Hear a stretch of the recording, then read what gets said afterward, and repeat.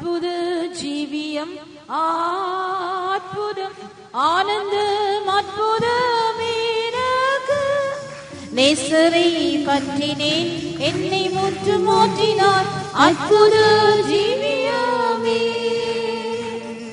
இயேசுவின் உள்ளத்தில் வந்த நாள் முதல் சொல்லி முடியாத அன்பு உள்ளில் பொங்குதே நானின் நேசர்காய் ஜீவித்தே அற்புத ஜீவியமே.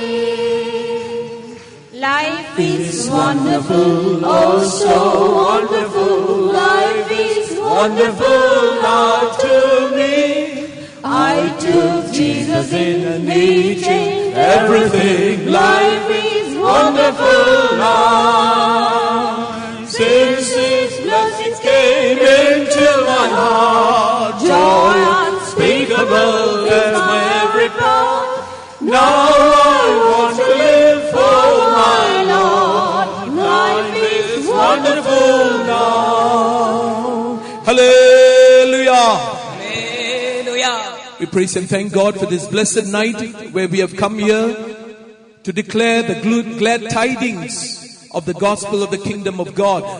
देवराज्य सुबारांचे सुव पैथुम अद रात्रि प्रकाश किरीम संधा අපට දී තිබෙන මේ ආශිර්වාදලත් ராத்திரிய ගැන අපි දෙවියන් වහන්සේට ස්තුති කරමු. தேவனுடைய ராஜ்யத்துடைய சுவிசேஷத்தை அறிவிக்கும்படியாக கர்த்தர் எங்களுக்கு தந்திருக்கிறான ஆசீர்வதிக்கப்பட்டதான இந்த மாலை வேளைக்காக every one of us who believes that Jesus is moving in our midst, shall we raise up our right hand and shout aloud hallelujah.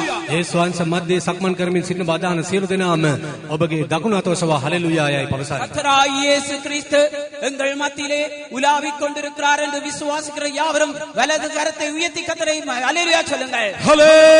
Hallelujah. Praise be to the name of the Lord. ස්වාමීන් වහන්සේගේ නාමයට ගෞරවයක් වේවා. கர்த்தருடைய நாமத்துக்கு மகிமை உண்டாகட்டும். Tonight our key text is from the Gospel of St. Luke, the 8th chapter, and we are going to read verse 1. අද රාත්‍රියේ අපගේ මෙනෙහි කිරීම සඳහා පදය ලූක 8 වෙනි පරිච්ඡේදයේ 1 වෙනි පදයයි. இந்த இரவு வேளையிலே எங்களுடைய தியானத்துக்காக லூக்கா எழுதின சுவிசேஷம் 8ஆம் அதிகாரம் 1ஆம் வசனத்தை வாசிப்போம். And it came to pass afterward that he went throughout every city and village, preaching and showing the glad tidings of the kingdom of God, and the 12 were with him.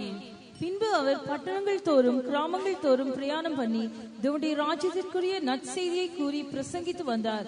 12 அவருடனே கூட இருந்தார்கள். ඉන්පසු උන්වහන්සේ දේශනා කරමින් දෙවියන් වහන්සේගේ රාජ්‍ය සුභාරංචි ප්‍රකාශ කරමින් නුවරවලත් ගම්වලත් සංචාරණය කළසේක. උන්වහන්සේ සමග ගෝලියෝ 12 දෙනාද. Praise be to the name of the Lord. දෙවියන් වහන්සේගේ නාමයට ගෞරවයක් වේවා. యేసుගේ నామத்துக்கு మహిమ When Jesus was on this earth, He went about preaching the glad tidings of the kingdom of God. යේසුස් වහන්සේ මෙහි පිට ජීවත් වූ සමයේ සුභාරංචි දේවරාජ්‍යයේ සුභාරංචිය ප්‍රකාශ කරමින් සැරිසරණු බව කියා තිබෙනවා. கர்த்தராகிய இயேசு கிறிஸ்து இந்த பூமியிலே இருந்த நாட்களிலே ராஜ்யத்தின் நற்செய்தியை கூறிக்கொண்டு எல்லா இடமும் திரிந்தார். Tonight the title of my message, the master of every situation. අද රාත්‍රියේ මගේ පණිවිඩයේ තේමාව වන්නේ හැම වාතාවරණයකම ස්වාමියාණන්. இன்று இந்த மாலை வேளையிலே என்னுடைய பிரசங்கத்துடைய தலையங்கம் என்னவென்றால் எல்லா சூழ்நிலைக்கும் எஜமானானவர். Right from this same chapter of St. Luke chapter 8, from verses 22 right up to 56, we are going to see 4 things happening where Christ is the master of all. ලූක 8 වෙනි පරිච්ඡේදයේ 22 වෙනි පදයේ සිට 56 වෙනි පද දක්වා අපි කරුණු 4ක් සරකා බලන්න යනවා.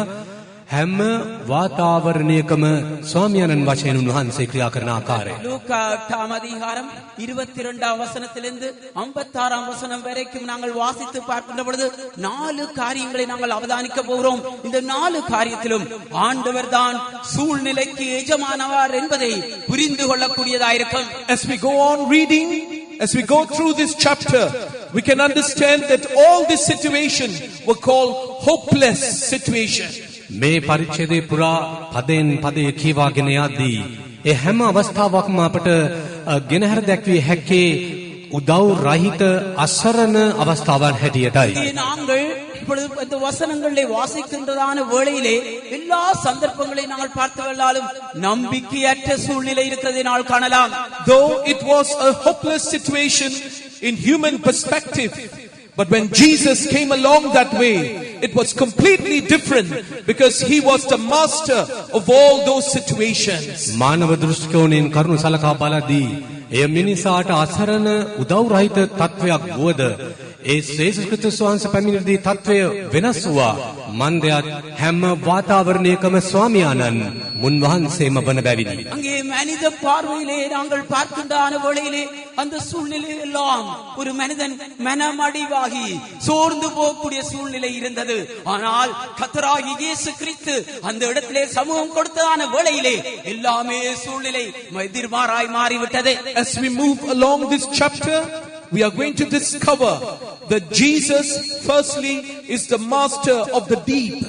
මෙම පරිච්ඡේදයේ කියවාගෙන යද්දී පළමුවෙන්ම අපට අනාවරණය වනුයේ ස්වාමින් වහන්සේ ගැඹුරේ ස්වාමියාණන් වන බවයි. அங்கே நாங்கள் இந்த வசனங்கள் எல்லாவற்றையும் அதிகாரத்திலே ஆராய்ந்து பார்க்கின்றான வேளையிலே முதலாவது கற்றுக்கொள்ளக்கூடிய காரியம் என்னவென்றால் எங்களுடைய தேவன் ஆழத்துக்கு அதிபதியாயிருக்கிறார். Secondly, he's called the master of the demoniac, where he set him free. දෙවනුව යක්ෂාවේශ වූවන් දකුණු ලබන අවස්ථාවේදී ස්වාමියාණන් යක්ෂයා කෙරෙහි අධිපතියාණන් වශයෙන් උන්වහන්සේ අප දකිනවා. යක්ෂාවේශ වූ පුද්ගලයා නිදහස් කර ලැබූ සිදුවීම තුලින් இரண்டாவதாக பிசாசினால் பிடிக்கப்பட்டு விடுதலையற்ற சூழ்நிலையில் இருக்கிறதான வேளையிலே பிசாசுகளின் மீது இருந்து அதிகாரம் கொடுக்கக்கூடிய அதிபதியாய் அவர் வெளிப்படுகிறார். Thirdly, is called the master over all kinds of diseases. තුන්වෙනුව සියලු ආකාර රෝග කෙරෙහි අධිපතියාණන් ස්වාමියාණන් වශයෙන් උන්වහන්සේ දක්වනු ලබන සේ. மூன்றாவதாக எல்லா விதமான நோய்களுக்கும் அவர்தான் அதிபதியாய் வெளிப்படுகிறதை நாம் And காண்கிறோம். fourthly, is the master over death. සතරවෙනුව බීරන් කෙරෙහිද උන්වහන්සේ අධිපතියාණන් වනසේක. இங்கே நாலாவதாய் நாங்கள் அவதானிக்கின்ற பொழுது மரணத்துக்கு அதிபதியாய் ஆளுகை செய்கிறவராய் இருக்கிறதை நாங்கள் காண்கிறோம். මරණය කෙරෙහි අධිපතියාණන්. Praise be to the name of the Lord. ඒ උන්වහන්සේගේ නාමයට ගෞරවයක් වේවා. கர்த்தருடைய நாமத்துக்கு மகிமை உண்டாகட்டும். In all this hopeless situation, Jesus was able to demonstrate his power.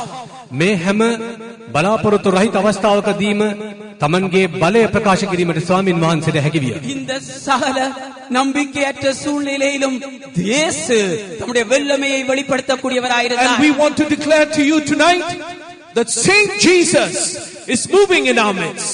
එම යේසුස් වහන්සේ මද රාත්‍රියේ සක්මන් කරමින් සිටින බව අද රාත්‍රියේ ප්‍රකාශ කිරීමට කැමැත්තෙමි. இந்த இரவு வேளையிலே அதே இயேசு எங்கள் மத்தியிலே உலாவிக் கொண்டிருக்கிறார் என்பதை நாங்கள் கூற விரும்புகிறோம். He is alive forevermore. සදාතනික ජීවනයේ මුන්වහන්සේ. அவர் என்றென்றைக்கும் சதா காலமும் உயிரோடு இருக்கிறவர். And if you have come here tonight in a hopeless situation, remember the Lord wants to see you and the Lord wants to set you free. බලාපොරොත්තු රහිත තත්වයකින් අද රාත්‍රියේ ඔබ මේ ස්ථානට පැමිණ සිටින්නේ නම් ඔබ දැකීමටත් නිදහස් කර හැරීමටත් උන්වහන්සේ කැමැති වනසේක. நீங்கள் தாமே இந்த இரவு வேளையிலே நம்பிக்கையற்றவர்களாய் தேவ சமூகத்துக்கு வந்திருந்தால் கர்த்தர் உங்களை அறிந்து உங்களை விடுதலையாக்க சித்தமாயிருக்கிறார். Shall we raise our hands because the Lord is watching you and he wants to set you free and you shall be indeed free through the name of Jesus. උන්වහන්සේ ඔබ දෙස බලනසේක උන්වහන්සේ ඔබ නිදහස් කරන්න කැමැති වනසේක සත්‍ය වශයෙන් උන්වහන්සේ තුල ඔබ නිදහස් කරනු ලබනු ඇත. එම නිසා අතෝසවන්න. ஆம், கர்த்தராகிய இயேசு கிறிஸ்து தாமே உங்களை விடுதலையாக்க விரும்புகிறார். அவர் உங்களை அறிந்து அவர் உங்களை விடுதலையாக்க நிச்சயமாய் விடுதலையாக்கி இருக்கிறார். இருக்கிறபடியால் கர்த்தரை சோதரிப்பார். Praise the Lord. Hallelujah. Hallelujah. Hallelujah. Hallelujah. Praise him. Hallelujah. ஹல்லேலூயா. ஆண்டவரே சோதரம். Praise be to the name of the Lord. ස්වාමින් වහන්සේගේ නාමයට ගෞරවයක් වේවා. கர்த்தருடைய நாமத்துக்கு Let's மகிமை turn our உண்டாகட்டும். attention to chapter 8 and we're going to start with the first situation from verse 22. ලෝක 8 වෙනි පරිද්දේශ අප අවධානය යොමු කරමින් 22 වෙනි පදයේ සිට ඒ පළමු අවස්ථාව ගැන අපි කරුණු සලකා බලමු. லூக்கா 8ஆம் அதிகாரம் 22ஆம் வசனத்திலிருந்து வாசிக்கின்ற பொழுது முதலாவது சூழ்நிலையை நாங்கள் அங்கே கவனிக்கிறோம். The same incident you can also see in the Gospel of St. Matthew and St. Mark. මෙම සිදුවීමම මතයුගේ මාර්ක්ගේ සුභාරංචි පොත්වල ඔබට හමු වේ. இதே சம்பவத்தை நாங்கள் மத்தேயு எழுதின சுவிசேஷத்திலும் மாற்கு எழுதின சுவிசேஷத்திலும் காணக்கூடியதாயிருக்கிறது. When the even was come, Jesus told his disciples that they will go out to the other shore. සවස පැමිණි කල උන්වහන්සේ තමන් ගෝලයන් සමග ගොඩ යන ලෙස කතා කළසේක. மாலை வந்தான வேளையிலே மாலையான பொழுது இயேசு சொல்றார் சீஷர்களை பார்த்து அக்கரைக்கு நாங்கள் போவோம். And therefore they sent all the multitudes back. And the disciples and Jesus went into a ship. සමූහය ආපසු විසිරුවා හැරි අනතුරුව යේසුස් වහන්සේ ගෝලයන් ඔරුවකට නැගී යාත්‍රා එගොඩ කරා යාත්‍රා කරන්න පටන් ගත්තා. சகல திரளான ஜனங்களையும் அனுப்பிவிட்டு கர்த்தராகிய இயேசு கூட அக்கரைக்கு சீஷர்களோடு கூட செல்கிறார். And then suddenly there was a great storm. හදිසියෙම කුණාටුවක් ඇති විය. திடீரென்று சுழல் காற்று புயல் வீச ஆரம்பித்தது. And the winds began to beat the ship. ඔරුව වෙත සුළං හමන්නට විය. பலமான காற்று படகை மோத ஆரம்பித்தது. But in the midst of all this storm, Jesus the master, he was asleep. නමුත් මේ මාරුතේ හමුවේ මේ සුළං හමද්දී ස්වාමියාණන් නින්දට ගොසින්. இந்த எல்லா சூறாவளி கடும் காற்று எல்லாவற்றிலும் அங்கே எஜமான் ஆண்டவர் நித்திரையாயிருக்கிறார். The disciples were so frightened of this storm. යේසුස් වහන්සේගේ ශ්‍රාවකයන් මේ සුළං මාරුතේ දැක වඩාත්ම බීතියට පත් වුණා. ஆனாலும் இந்த சுழல் காற்றை கண்ட சீஷர்கள் மிகவும் பயந்தார்கள். But more than Jesus, they were former fishermen, and therefore they knew how to manipulate and how to go through this storm. But at this moment, they became fearful. යේසුස් වහන්සේට වඩා මේ දීවරයන් පළපුරුදු දීවරයන් ඔවුන්ට මුහුදු යාත්‍රාව ගැන හොඳ අත්දැකීම් තිබුණා. සුළං මැද්දේ කුණාටු මැද්දේ ඔරුව හසුරවන ආකාරය ගැන.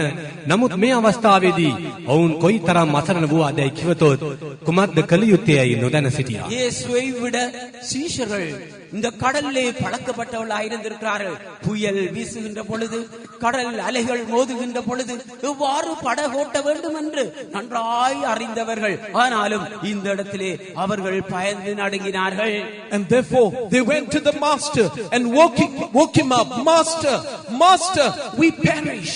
එනිසා ස්වාමීන් වෙතට ගොස් ඔවුන් කීවේ ආචාර්යනී අපි විනාශ වෙනවා.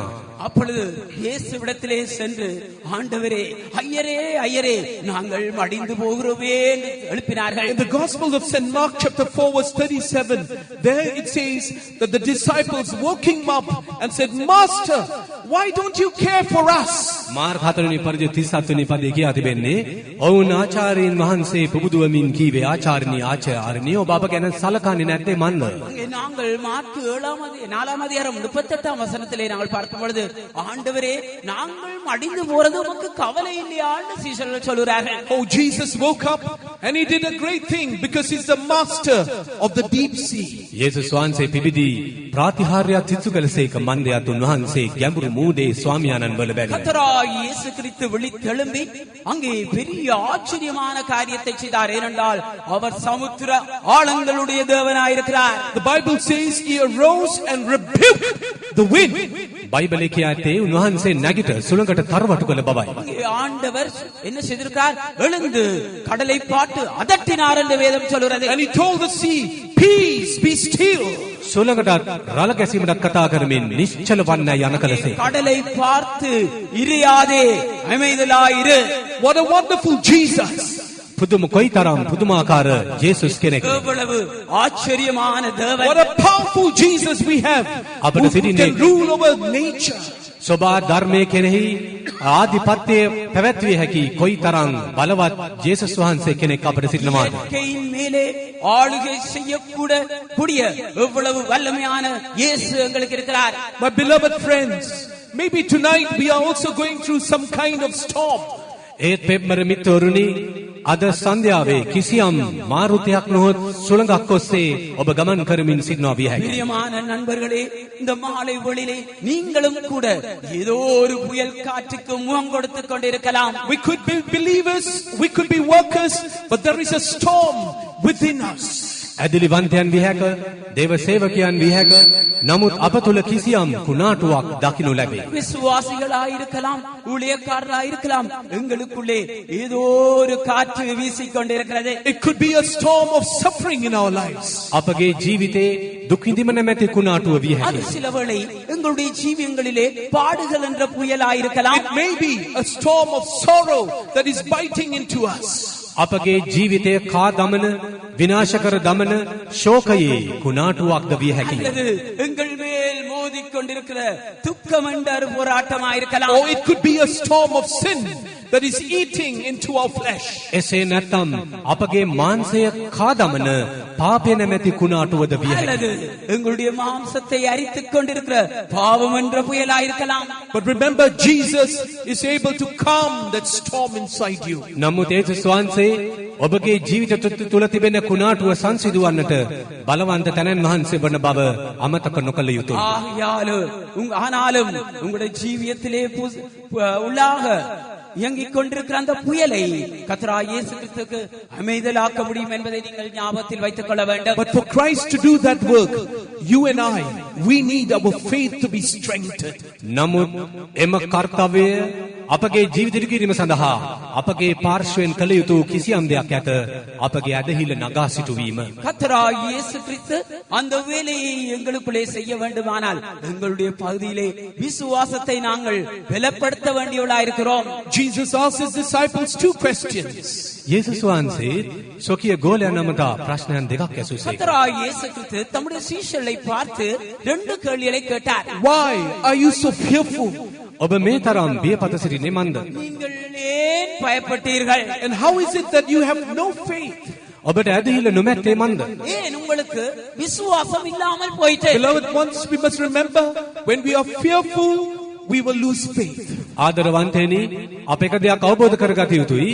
ඇදහිල්ල ගිලිහි යන විටදී බීතිය අප වෙලා ගන්නවා. பிரியமானவர்களே, எங்களுக்கு ஒரு காரியத்தை நாங்கள் விளங்கிக் கொள்ள வேண்டும். விசுவாசம் குறைகின்ற பொழுது எங்களுக்கு பயம் வந்து விடுகிறது. But when we have faith, we have no fear. නමුත් ඇදහිල්ල අප සතු ඇත්නම් බියක් නැත. ஆனால் விசுவாசம் எங்களுக்குள்ளே இருக்கின்ற பொழுது பயமே கிடையாது. Praise be to the name of the Lord. දෙවියන් වහන්සේ නාමයට ස්තුති වේවා. கர்த்தருடைய நாமத்துக்கு I think many of you know the great preacher called D.L. Moody. ඔබගෙන් බොහෝ දෙනෙක් දැන සිටිනවා ඇති ඒ ප්‍රබල දේශකයා ඩී.එල්. මූඩි නමින්. உங்களில் அநேகர் இந்த பிரபல்யமான டிஎல் என்ற பிரசங்க மூடி என்பவரை அறிந்தவர்களாயிருப்பீர்கள். One day after serving the Lord, a lady came up to him and said, Pastor Moody, I have found a beautiful verse in the word of God to erase all my fears. දවසක්දා ඩී.එල්. මූඩි බලවත් දේශකයා පාස්ටර්තුමා තමන්ගේ සේවය නිමකොට පැමිණි අවස්ථාවකදී කාන්තාවක් ඔහු වෙතට ළඟා වී pastor මූඩි මට ලස්සන පදයක් බයිබලයේ හමු වී තිබෙනවා සියලු බීතියන් දුරු කළ හැකි වචනයක්. ஒரு முறை ஒரு சகோதரி அங்கே பாஸ்டர் மூடியிடம் வந்து எல்லா பயங்களையும் அகற்றக்கூடிய ஒரு அழகான வார்த்தை தேவனுடைய வார்த்தையிலிருந்து எனக்கு கிடைத்திருக்கிறது என்று சொன்னார். And so this preacher said, please lady, tell me what is this verse? එවිට ඒ දේශකයා ඒ කාන්තාවගෙන් ඇසුවා කරුණාකර සහෝදරිය මටත් කියන්න ඒ පදේ මොකක්ද කියලා. அப்பொழுது அந்த பெண்மணியை நோக்கி பாஸ்டர் மூடி அவர்கள் சகோதரியே தயவு செய்து எனக்கு சொல்லுங்கள். And she said that verse is found in Psalms 56 verse 3 because she was so happy. ඇය ප්‍රීතියෙන් උද්දාමයට පත්ව කීවේ ගීතාවලිය 56 3වෙනි පදය යනුවෙනි. மிகவும் மகிழ்ச்சியாக சங்கீதம் 56 3ஆம் வசனம் என்று கூறினார். Psalms 56 verse 3 says, what time I am afraid, I will trust in thee. මට බය ඇති කල්ලි මම ඔබ කෙරේ විශ්වාස කරන්න මියයි. ගීතාවලිය 56 3 අපට කියවි හැකියි. சங்கீதம் 56ஆம் அதிகாரம் 3ஆம் வசனத்திலே நான் பயப்படுகிற நாளில் உம்மை நம்புவேன். And this preacher Moody told this lady, I've got a better verse for you. මේ දේශකයා වූ පාස්ටර් මූඩි ඒකාන්තවමතා කීවේ සහෝදරිය මීටත් වඩා හොඳ පදයක් මට ඔබට දෙන්න තියෙනවා. அப்பொழுது அந்த பாஸ்டர் மூடி அவர்கள் சகோதரி அதை விட நல்ல வசனம் இருக்கிறது என்று சொன்னார். And he gave her Isaiah chapter 12 verse 2. ඔය ඇයට දුන්නේ යසාය 12 වෙනි පරිච්ඡේදයේ දෙවන පදය. அவர் ஏசாயா 12ஆம் அதிகாரம் 2ஆம் வசனத்தை அந்த சகோதரிக்கு Beloved கொடுத்தார். ones, tonight, if you have a Bible with you, you can join us together to read this verse. ආදරවන්තයනි අද රාත්‍රියේ ඔබ සතුව ඔබගේ දෑතේ බයිබලයක් ඇත්නම් අප සමග එක්වී මේ පදය ඔබට කියවිය හැකියි. பிரியமானவர்களே, இந்த வேத வசனத்தை வாசிக்கும் வரைக்கு உடைய வேதாகம் இருக்குமானால் எங்களோடு கூட சேர்ந்து வாசியுங்கள். Let's read together verse 2. Behold, God is my salvation. I will trust and not be afraid. For the Lord Jehovah is my strength and my song. He also is become my salvation. බලව දෙවියන් වහන්සේ මාගේ ගැලවීමයි. මම විශ්වාස කරමි. බය නොවන්නෙමි. මක්නිසාද ස්වාමී යෙහෝවන් වහන්සේ මාගේ සවියත් ගීතිකාවත්ය. උන්වහන්සේ මාගේ ගැලවීම වූසේකයි කියන්නේය. இதோ தேவனே என் ரட்சிப்பு, நான் பயப்படாமல் நம்பிக்கையாயிருப்பேன். கர்த்தராகிய யெகோவா என் பெலனும் என் கீதமுமானவர், அவரே எனக்கு ரட்சிப்புமானவர். Hallelujah! Hallelujah. Yes, we don't have to be afraid because we have the Master Jesus. අප බියවීමට හේතුවක් නැත. මන්දයත් ස්වාමියාණන් වන යේසුස් අප සමගයි. எங்களுடைய எஜமானாகிய இயேசு எங்களோடு கூட இருக்கிறபடினாலே நாங்கள் பயப்பட வேண்டிய அவசியமே இல்லை. But in this first night, there could be some doubts in our life and we are losing this faith. මේ පළවන දින රාත්‍රියේ සමහර විට අපගේ සිත් තුළ අවිශ්වාසය අනුමානය දක්වනු ලැබිය හැකි.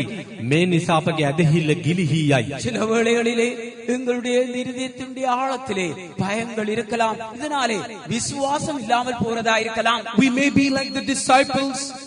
We have doubted the goodness of the Lord in our lives. ගෝලයන් මෙන් අපට අද රාත්‍රියේ දක්වනු ලැබිය හැකි ස්වාමීන් වහන්සේගේ යහපත්කම් අනුමාන කරමින් සිටිනවා විය හැකියි. சிஷ்யர்களை போல கர்த்தர் செய்த நன்மைகள் எல்லாவற்றையும் சந்தேகித்தவர்களாக நாங்கள் காணப்படலாம். And that's why we are saying, Master, thou art not caring for us because we are perishing.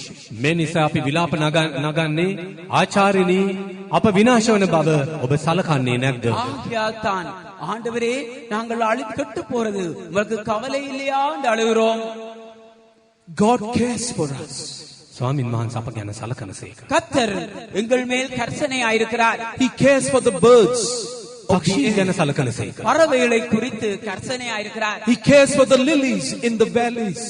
මිටියාවත්වල මානෙල් මල් සලකන සැටි සලක බලන්න. பள்ளத்தாக்கில் உள்ள லீலி புஷ்பங்கள் மேல் கர்சனையாயிருக்கிறார். And I'm sure, surely the Lord will care for us. අප ගැන දෙවියන් වහන්සේ සලකන බව මට අතිශයින්ම නිශ්චිතයි. நிச்சயமாய் கர்த்தர் எங்கள் மேல் கர்சனையாய் இருக்கிறார் என்று கூறக்கூடியதா இருக்கிறது.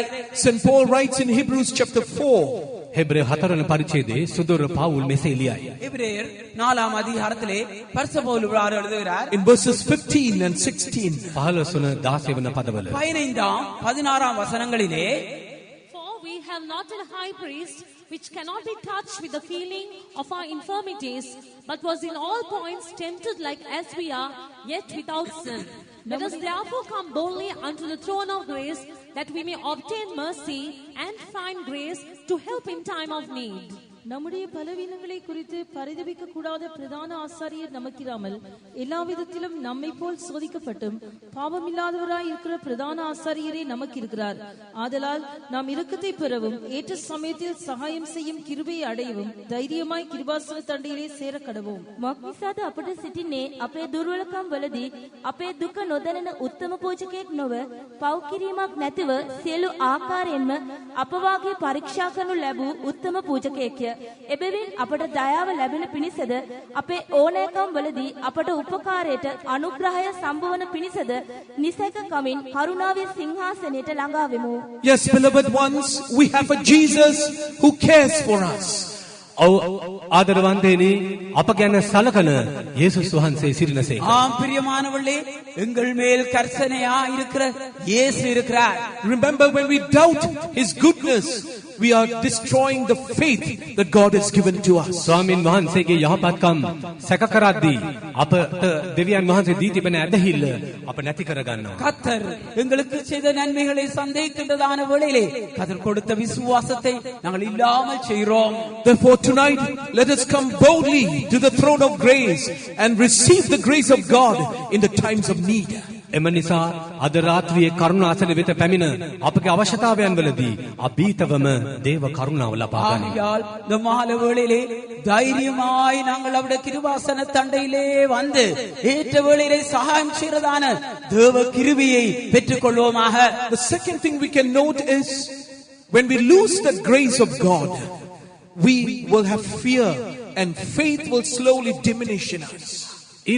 දෙවනුව අපට සලකා බැලිය හැකි කාරණය නම් ස්වාමින් වහන්සේගේ කරුණාව අප නැති කර ගන්නා විටදී අප ඇදහිල්ල නැති කර ගන්නවා පමණක් නොවේ බය අප වෙලා ගන්නවා. இரண்டாவதாக நாங்கள் தேவ கிருபையை இழந்து விடுகிறதான வேளையிலே பயம் அப்படியே எங்களை கவ்விக்கொள்ள விசுவாசத்தை இழந்து போய் விடுவோம். That's why in Luke chapter 8 verse 24 this says, Master, we perish. මේ නිසා ලූකරණී පරිච්ඡේද 24 වෙනි පදේ ගෝලයන් කීව ආචාර්යනි අපි විනාශ වන්නෙමු. ஆகையால்தான் லூக்கா 8ஆம் அதிகாரம் 24ஆம் வசனத்திலே ஆண்டவரே நாங்கள் அழிந்து போகிறோமே உமக்கு கவலை இல்லையா? I want to ask you a question tonight. අද රාත්‍රියේ ඔබගෙන් ප්‍රශ්නයක් අසන්නට කැමතියි. இரவு வேளையிலே நான் உங்களிடத்திலே ஒரு கேள்வி கேட்கிறேன். Do you think that Jesus has saved us, gave us his life, shed his precious blood so that we will perish? යේසුස් වහන්සේ අප ගලවා ගත්සේක අප වෙනින් දිවි බිඳුසේක ලේ වැగిරෙව්සේක එම තැනන් වහන්සේ අප විනාශ වීම ඉඩහරිනු ඇද්දයි ඔබ සිතන්නේද? கர்த்தராகிய இயேசு கிறிஸ்து எங்களுக்கு ரட்சிப்பை கொடுத்திருக்கிறார். எங்களை மீட்டெடுக்கும்படியாக அவருடைய விலையேற பெற்ற இரத்தத்தை தாமே சிந்திருக்கிறார். அவர் நாங்கள் மடிந்து போக அழிந்து போக இடம் கொடுப்பாரா? He is the master who said, let us go to the other side, and is he going to leave us without doing anything? ඒ ගොඩ කරා යමු යයි කී ඒ ස්වාමියාණන් ආචාර්යින් අප අතරමං වන ලෙස අප අතහරිනු නැත ඔබ සිතන්නේ? அக்கறைக்கு போ வாருங்கள் என்று அழைத்துதான அந்த எஜமான் இடை நடுவிலே எங்களை கைவிட்டு விடுவாரா? Remember the promises of God. I will never leave you nor forsake you. මා බාතරින්නේවත් අමතක කරන්නේවත් නැතයි යන උන්වහන්සේගේ පොරොන්දුව මතක් කරගන්න. உங்களை நான் கைவிடுவதும் இல்லை விட்டு விலகுவதும் இல்லை என்ற வாக்குத்தத்தங்களை நினைவுகூருங்கள். Our loved ones may leave us. අපගේ ආදරණීයන් අප අතහැර යා හැක. எங்களுடைய அன்புக்குரியவர்கள் எங்களை விட்டு விட்டு போகலாம். Saints of God who have taught us, they may leave us. අපට ගැන්වූ සුද්ධවන්තයන් පවා අපගෙන් සමුගෙන යන්නට ඉඩ හැර. எங்களுக்கு கற்றுக் கொடுத்த பரிசுத்தவான்கள் கூட எங்களை விட்டு விட்டு போய்விடலாம். But the Lord will never forsake Zion. නමුත් ස්වාමින් වහන්සේ කිසිම දවසක සියොන අමතක නොකරන සේක. ஆனாலும் கர்த்தர் ஒரு காலம் அவர் அப்படியே மறந்து போகிறவர் அல்ல. Because he has engraven us in the palms of his hands. අප තමන්ගේ අල්ලේ කොටාගෙන ඇති බැවින්. ஏனென்றால் அவர் தம்முடைய கரங்களிலே எங்களை வரைந்து வைத்திருக்கிறார். Therefore tonight let us not doubt the grace of God. එම නිසා අද රාත්‍රියේ දෙවියන් වහන්සේගේ කරුණාව අනුමාන නොකරමු. ஆகையால் இந்த இரவு வேளையிலே கர்த்தருடைய கிருபையை சந்தேகிக்காதிருப்போமாக. His grace is sufficient for you and for me. ඔබ උන්වහන්සේගේ කරුණාව ඔබටත් මටත් සැහැයි. தேவனுடைய கிருபை உங்களுக்கும் எனக்கும் போதுமாயிருக்கிறது.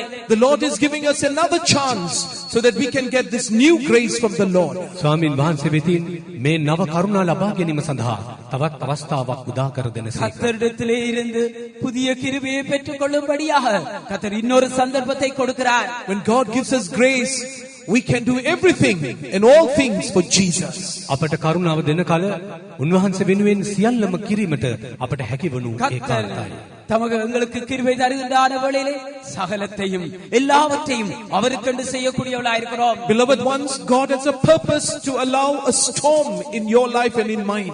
ඔබගේ ජීවිතේ මාගේ ජීවිතේ දෙවියන් වහන්සේ කුණාටෝඩි දැරීමට කිසියම් හේතුවක් තිබේ. தேவன் உங்களுடைய வாழ்க்கையிலும் என்னுடைய வாழ்க்கையிலும் புயலை அனுப்புவதற்கு ஒரு நோக்கம் இருக்கிறது. Three things that God wants to establish when he sends storms into our lives. අපගේ ජීවිතයන් තුළට කුණාටුවන් එවද්දී දෙවියන් වහන්සේ ස්ථිර ස්ථාපිත කිරීමට උත්සාහ කරන කරුණු තුනක් තිබේ. கர்த்தர் எங்களுடைய வாழ்க்கையிலே புயலை அனுப்புகிறதான வேளையிலே மூன்று காரியத்தை அவர் உறுதியாக்கிக் கொள்ள விரும்புகிறார். Firstly, he wants us to discover his power.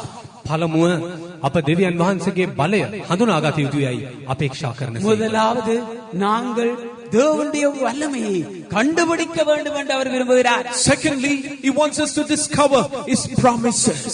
දෙවනුව උන්වහන්සේගේ පොරොන්දු අප හඳුනාගත යුතුයයි බලාපොරොත්තු වන සේක. இரண்டாவதாக தேவனுடைய வாக்குத்தத்தங்களை நாங்கள் அறிந்து கொள்ள வேண்டும் என்று அவர் விரும்புகிறார். And thirdly, he wants us to discover his sweet presence is with us forever.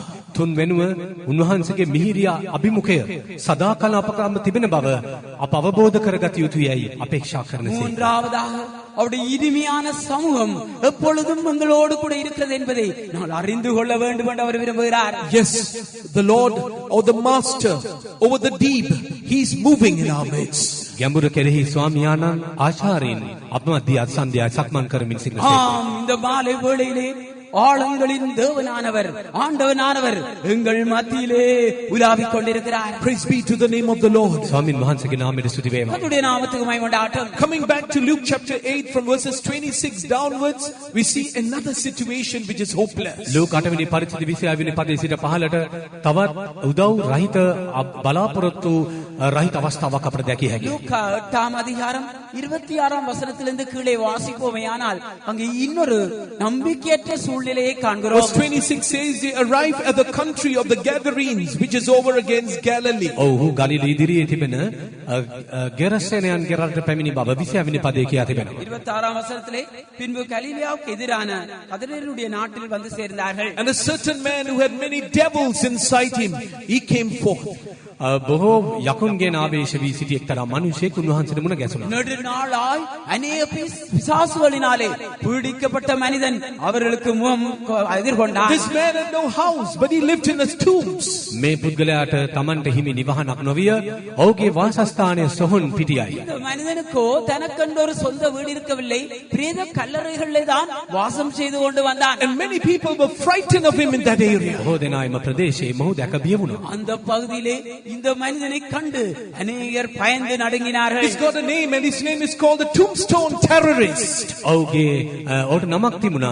ඒ නාමය නම් සොහොන් පිටියේ ත්‍රස්තයා. அங்கே அவனுக்கு ஒரு பெயர் இருந்தது. அந்த பெயர் என்னவென்றால் பிரேத கல்லறையிலே இருக்கிற பயங்கரவாதி. No one could control him. කිසිම කෙනෙකුට පුළුවන් වුණේ නැහැ ඔහුව මැඩපවත්වන්න. அவனை எந்த மனிதராலும் கட்டுப்படுத்த அடக்க No முடியவில்லை. one could change him. කිසිම කෙනෙකුට පුළුවන් වුණේ නැහැ ඔහුගේ ජීවිතය වෙනස් කරන්න. அவனை மாற்ற ஒருவராலும் கூடாதிருந்தது. There was a strong number of demons in him. බලවත් යක්ෂයන් විශාල පිරිසක් ඔහුට ආවේශ වී සිටියා. வல்லமையான அநேக பிசாசுகள் அவனை பிடித்து வைத்திருந்தது. But when we look at this man, his state of life is just like many in this world today. නමුත් ඔහුගේ තත්ත්වය දෙස බලද්දී අද දිනද මේ ආකාරයේ තත්ත්වයක පසු වෙන බොහෝ දෙනා අපට හමු වෙනවා. அந்த மனிதனுடைய நிலவரத்தோடு பார்க்கின்ற வேளையிலே இன்றும் அநேகர் இந்த நிலவரத்திலே தான் காணப்படுகிறார்கள். I want to divide his life, his own life, into 3 parts. ඔහුගේ පැරණි ජීවිතේ කොටස් තුනකට වෙන් කර දැක්වීමට කැමැත්තෙමි. என்னுடைய பழைய ஜீவியத்தை 3 பகுதியாக பிரிக்க நான் விரும்புகிறேன். This demoniac, his life was a life of defilement.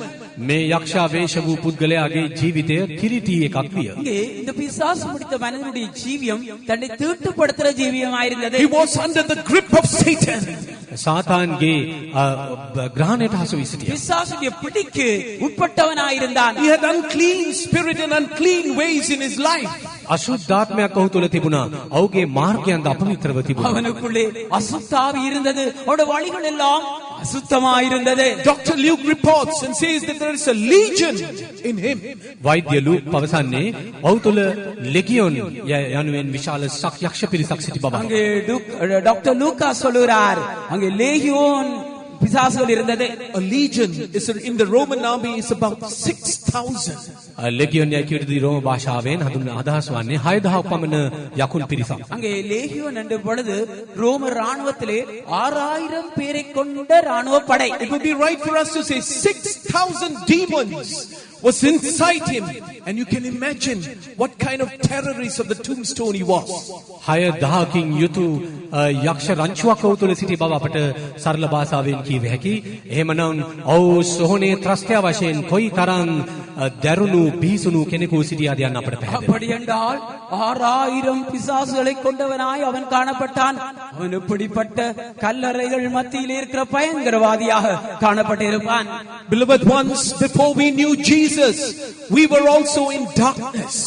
ආදරවන්තයනි යේසුස් වහන්සේ හඳුනා ගැනීමට පෙර පවා අපත් සිටියේ අන්ධකාරයෙහි. பிரியமானவர்களே, கர்த்தராகிய இயேசு கிறிஸ்துவை அறிகிறதுக்கு முன்பதாக நாங்களும் இருளுக்குள்ளே இருந்தோம். Ephesians chapter 2 says, And you had he quickened who were dead in trespasses and sins. එපිස දෙවන පරිශීලන අප කියවන්නේ පාපස වර්ධ කරුණකට බැරි සිටි නුඹලා උන්වහන්සේ ජීවත් කළසේක. எபேசியர் 2ஆம் அதிகாரத்திலே நாங்கள் வாசிக்கிறோம் பாவத்திலும் அக்கிரமத்திலும் மரித்தவர்களாகிய உங்களை கர்த்தர் உயிர்ப்பித்தார். We were walking according to the course of this world. අප මේ ලෝකේ ව්‍යවහාරය ලෙස හැසිරෙමින් සිටියෙමි. நாங்கள் இந்த உலகத்துடைய வழக்கத்தின்படி நடந்து வந்தோம். We obeyed the power of the prince of the air. ආකාශයේ බලයේ අධිපතියාගේ බලයට අපි යටත්ව කීකරුණා. ஆகாயத்து அதிகார பிரபுக்கு நாங்கள் அவருடைய வல்லமைக்கு கீழ்ப்பட்டவர்களாய் இருந்தோம். We enjoyed darkness and we didn't want to come into the light. අන්ධකාරය තුල සතුටු වම් මිස ආලෝකයට අවතීර්ණ වීමට කැමැත්තක් දැක්වුවේ නැහැ. நாங்கள் அந்தகாரத்திலே களிகூர்ந்தோம். ஒளியின் அண்டை வர விரும்பாதவர்களாய் இருந்தோம். There was no truth in us. අප තුල සත්‍යයක් නොවිය. எங்களுக்குள்ளே சத்தியம் இருக்கவில்லை. But one day when Jesus met us, our life has been changed. නමුත් එක් දවසකදී ක්‍රිස්තුස් වහන්සේ සමුවිතදී අපගේ ජීවිතය වෙනස් වුණා. ஒரு நாள் கர்த்தராகிய இயேசு கிறிஸ்து எங்களை சந்தித்தார். அந்நாளிலே எங்களுடைய ஜீவியம் மாறியது. Beloved brother, beloved sister, if you are still in defilement, come to Jesus tonight. ප්‍රේමණීය සහෝදරය, ප්‍රේමණීය සහෝදරිය, තවමත් අපවිත්‍ර ජීවිත ගත කරන්නේ නම් යේසුස් වහන්සේ වෙතට පැමිණෙන්න. பிரியமான சகோதரனே, பிரியமான சகோதரியே, இன்னும் தீட்டுப்பட்ட ஒரு ஜீவியத்தை ஜீவித்தால் நீ இயேசு அண்டை வந்துவிடு. While the door of grace is still open, come to Jesus tonight and be saved. කරුණාවේ දොරටුව තවම විවර වී තිබෙන මේ අවස්ථාවේදී යේසුස් වහන්සේ වෙතට පැමිණ ගැලවීම ලබා ගන්න. கிருபையின் வாசல் இன்னும் திறந்தபடி இருக்கிறது. ஆகையால் இயேசு அண்டை வந்து ரட்சிக்கப்படு. The second part of his life, he was living a depraved life. දෙවන කොටස සලකා බලද්දී ඔහු පරාජිත ජීවිතයක් ගත කළා. இரண்டாம் அவனுடைய ரட்சித்த மற்ற பகுதியை பார்க்கின்ற அடிப்படையிலே எல்லா விதத்திலும் அவன் ஒரு தோல்வி அடைந்த ஜீவியத்தை He lived ஜீவித்தான். a wicked life. දුෂ්ට ජීවිතයක් ගත කළා. ஒரு பொல்லாத ஜீவியத்தை ஜீவித்தான். Two words tells us about his life. වචන දෙකකින් ඔහුගේ ජීවිත විස්තර කළ හැකියි. இந்த வார்த்தையிலே அவனுடைய ஜீவியத்தை Most of the time he was in the cemeteries and most of the time he was chained. වැඩි කාලයක් ඔහු ගත කළේ සොහොන් පිටියේ. ඒ පමණක් නෙවෙයි යදම් වලින් බඳිනු ලැබ. அவன் அதிக காலத்தை கல்லறைகளிலே அவன் ஜீவித்தான். அவன் சங்கிலியாலே And he கட்டப்பட்டவனாயிருந்தான். wasted his lifetime with the dead. ඔහුගේ ජීවිතේ වැඩි කාලයක් අපතහැරියේ මලවුන් සමග. அவன் தன் ஜீவியத்துடைய பெரும்பால் பாதியை மரித்தோரோடு கூட தான் If செலவழித்தான். tonight we are in the same shoes as this demoniac, God wants to set us free. අද රාත්‍රියේ අප මේ යක්ෂාවේශ පුද්ගලයාගේ තත්ත්වේ දක්නු ලබනවා නම් යේසුස් වහන්සේ වෙතට පැමිණෙන්න. இந்த மாலை வேளையிலே நாங்கள் இந்த பிசாசு பிடித்தோட நிலவத்திலே இருந்தால் இயேசு விடுதலையாக்க விரும்புகிறார். If we are still in sin, if we are still in wrong ways, the Lord wants to set us free. තවමත් පාපේ ජීවත් වන්නේ නම් වැරදි මාර්ගය ඔස්සේ ගමන් කරන්නේ නම් ඔබ නිදහස් කිරීමට උන්වහන්සේ කැමති වනසේ. இன்னும் நீங்கள் பாவத்திலே ஜீவித்தால் பிள்ளையான வழியிலே ஜீவித்தால் இயேசு உங்களை விடுதலையாக்க விரும்புகிறார். Remember, Jesus died for us and his precious blood can set us free. යේසුස් වහන්සේ අප උදෙසා මරණසේක උන්වහන්සේ අනර්ග ලේවලින් අප නිදහස ලැබිය හැකියි. கர்த்தராகிய இயேசு கிறிஸ்து எங்களுக்காக மரித்திருக்கிறார். அவருடைய விலையேறப்பட்ட ரத்தம் எங்களை விடுதலையாக்கும். Today man has many methods to cure the symptoms of problems. අද රාත්‍රියේ මිනිසාට තමන්ගේ ප්‍රශ්න කරදර ආදීෙහි සලකුණු බලා ඒවා විසඳා ගැනීමට යම් යම් මාර්ගයන් තිබෙනවා. இன்றைக்கு மனிதனுக்கு தன்னுடைய மேலோட்டமான பிரச்சனையுடைய அறிகுறிகளை குணமாக்குறதுக்கு வழிகள் உண்டு. But Jesus is the master of all and he can set us free. And if he sets us free, indeed we are free. ස්වාමීන් වහන්සේ යේසුස් ක්‍රිස්තුස් වහන්සේ සියල්ලෙහි ආචාර්යන් වන අතර අපගේ සියලු ප්‍රශ්න වලින් අප මුදා අපට සැබවින් අප නිදහස් කිරීමට බලවන්ත වනසේ. கர்த்தராகிய இயேசு கிறிஸ்து சகல சூழ்நிலைக்கும் ஆண்டவராய் இருக்கிறார். அவர்தாமே விடுதலையாக்குவாரானால் நிச்சயமாய் நீங்கள் விடுதலையாவீர்கள். The third part of this man's life, he was living in desperation. මේ පුද්ගලයාගේ ජීවිතේ තුන්වන කොටස වශයෙන් අපට තේරුම් ගත හැකි ඔහු අපේක්ෂා බංගත්වයක රැඳී සිටියා. இங்கே நாங்கள் இந்த மனிதனுடைய மூன்றாவது பகுதியை பார்க்கின்ற பொழுது அவன் ஒரு நிர்பந்தமான நிலையிலே ஜீவித்துக் கொண்டிருந்தான். He was looking for someone who can control the demons that was within his body. තමන්ගේ ශරීරය තුල ආවේශ වී සිටියේ යකුන් පාලනය කිරීමට කිසිවෙකු සිටීදෝ හොයි වැළපෙමින් සිටියේ. யார் தன்னுடைய சரீரத்திலே இருக்கிற பிசாசுகளை துரத்தக்கூடும், அழித்துவிடக் கூடும் என்று ஏங்கிக் கொண்டிருந்தான். Sin was destroying his life. පාපය ඔහුගේ ජීවිතය විනාශ කරමින් තිබුණි. பாவமானது அவருடைய வாழ்க்கையை நிர்மூலமாக்கிக் கொண்டிருந்தது. The devil was robbing him of all the blessings of God for mankind. මේ මානව වර්ගයා සතුව තිබුණු සියලු ආශිර්වාදයන් සොරකම් කිරීමට යක්ෂයා පෙර දරමින් සිටියේ. பிசாசானவன் மனித வர்க்கம் அனுபவிக்கக்கூடிய ஆசீர்வாதங்கள் எல்லாவற்றையும் அவனிடத்திலிருந்து களவெடுத்துக் கொண்டிருந்தது. He is desperately waiting for someone to set him free. අසරණ පුල පුලා බලා සිටියේ තමන් නිදහස් කළ හැකි පුද්ගලික සිටිදෝ. யாராவது ஒருவர் தன்னை விடுதலையாக்க மாட்டாரா என்று ஏங்கிக் கொண்டிருந்தான். Maybe, beloved ones, tonight some of us here, we are also in a desperate state. ආදරවන්තනි, සමහරට මේ සිටින සමහරුන් බලාපොරොත්තු රහිත තත්වයක දක්වනු ලබනවා විය හැකියි. பிரியமானவர்களே, இங்கே இருக்கிற சிலரும் கூட இப்படி நம்பிக்கையற்ற நிலவரத்திலே காணப்படலாம். Maybe you are out of the will of God. ඔබ දේව කැමැත්තෙන් පිරිත සිටිනවා විය හැකියි. நீங்கள் தேவ சித்தத்துக்கு வெளியே காணப்படுவர்களாய் You இருக்கலாம். are trying to do God's will, but every time you fail to do the proper things. ඔබ දේව කැමැත්ත කිරීමට උත්සාහ කරයි. නමුත් නොයෙකුත් දේවල් වලදී ඔබ පරාජයටපත් වෙයි. நீங்கள் தேவ சித்தத்தை செய்யும்படியாக வாஞ்சியுடையவர்களாய் இருக்கலாம். ஆனாலும் எல்லாவற்றை அங்கே செய்ய முயற்சிக்கின்ற பொழுது அப்படியே சீர்குலைந்து போகிறீர்கள். Maybe you are deep in sin and you're waiting for someone to lift you up out of that sin. සමහර විට පාපයේ ගැඹුරටම ගොස් ඒ ගැඹුරු අගාධයෙන් ඔබ නිදහස් කරන ලෙස ගැලුම්කාරයෙකු දිසා බලා සිටිනවා විය හැකියි. சில வேளைகளிலே பாவத்தினுடைய ஆழத்துக்கே சென்று யாராவது ஒருவர் தூக்கி விடுவாரா என்று சொல்லி ஏங்கிக் கொண்டிருக்கிறவர்களாய் இருக்கலாம். You may have tried many methods, but tonight try Jesus. නොයෙකුත් ක්‍රම ඔබ අනුගමනය කර තිබෙන්නට පුළුවන්. නමුත් අද රාත්‍රියේ යේසුස් වහන්සේ අත්හදා බලන්න. இந்த நிலவரத்திலிருந்து வெளியே வரும்படியாக பல முறைமைகளை நீங்கள் முயற்சித்து பார்த்தவர்களாய் இருக்கலாம். இன்று இந்த இரவுகளிலே இயேசுவை நீங்கள் முயற்சித்து பாருங்கள். Man's method cannot remove the plague of sin for humanity. මානව වර්ගයා සඳහා මිනිසාගේ ප්‍රතිකර්මයන් මගින් පාපේ ප්‍රශ්නය විසඳිය නොහැකිය. மனித வர்க்கத்தை ஆட்டி படைத்துக் கொண்டிருக்கான இந்த பாவத்தை மனிதனுடைய முறைமைகளினாலே விடுதலையாக்கப்பட முடியாது. It is only Jesus, and He is the antidote to remove the poison of sin in your life and in mine. යේසුස් වහන්සේ පමණයි විසඳුම. ඔබගේ ජීවිතේත් මාගේ ජීවිතේ තිබෙන පාපේ නැමැති විෂය ඉවත් කිරීම සඳහා එකම ප්‍රතිකර්මය බෙහෙත උන්වහන්සේ පමණි. கர்த்தராகிய இயேசு கிறிஸ்துவே பதிலாய் இருக்கிறார். உங்களுடைய ஜீவிதத்திலே காணப்படுகிற பாவம் என்ற விஷத்தை அவராலே மட்டுமே நீக்கி போடக்கூடும். And tonight we invite you to come to Jesus and receive this power so that you can be renewed to come back into the perfect will of God. අද රාත්‍රියේ යේසුස් වහන්සේ වෙතට පැමිණ උන්වහන්සේගේ බලයත් දැක දේව කැමැත්ත මැද්දේ සිටීමට හැකි වනු සඳහා එවන්වත් දැකීමක් කරා පැමිණෙන ලෙස අපි ඔබට ඇරයුම් කර සිටිනවා. இந்த மாலை வேளையிலே நீங்கள் தாமே இயேசு அண்டை வரும்படியாக உங்களை அன்பாய் அழைக்கிறோம். அவர் தாமே உங்களை அந்த தேவ சித்தத்துக்கு வெளியே இருக்க வல்லமையிலாவற்றை உடைத்து உங்களை தேவ சித்தத்தின் மத்தியிலே கொண்டு வந்து வைப்பார். Praise be to the name of the Lord. උන්වහන්සේගේ සුදු නාමයට ස්තුති වේවා. கர்த்தருடைய நாமத்துக்கு மகிமை உண்டாகட்டும். There are some truths that we should know about this spirit.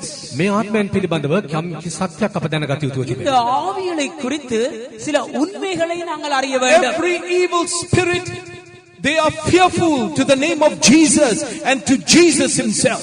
හැම නපුරු ආත්මයක්ම යේසුස්ගේ නාමයටත් යේසුස් වහන්සේටත් බිය වෙනවා. ஒவ்வொரு பொல்லாத ஆவிகளும் இயேசுடைய நாமத்திற்கும் இயேசுவுக்கும் பயந்து நடுங்குகின்றன.